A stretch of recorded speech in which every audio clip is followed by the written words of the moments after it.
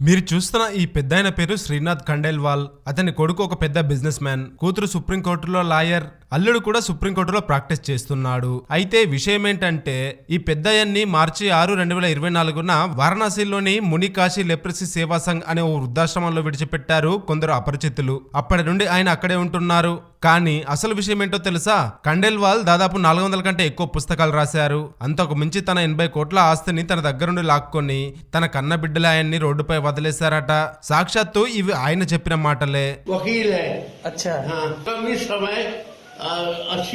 ఖండేల్వాల్ రాసిన పుస్తకాలు Flipkart, Amazon లో కూడా అందుబాటులో ఉన్నాయి. ఆయన రాసిన పుస్తకాలన్నీ చాలా వరకు అనువాద పుస్తకాలే. అయితే ఆయన అనారోగ్య కారణాలతో డిసెంబర్లో మరణించారు. కానీ తన మరణ వార్త తెలిసి కూడా ఆయన పిల్లలు తనని చూడటానికి కూడా రాలేదు.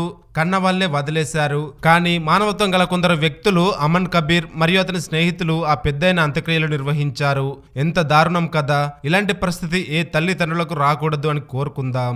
ప్రేమ, పెళ్లి, ఉద్యోగం, ఆరోగ్యం ఏ సమస్యలైనా కేవలం మీ ఫోటో మరియు చేయి చూసి సంక్రాంతి వరకు ఉచితంగా జ్యోతిష్యం చెప్పబడును. ఈ కింది నంబర్ను సంప్రదించండి.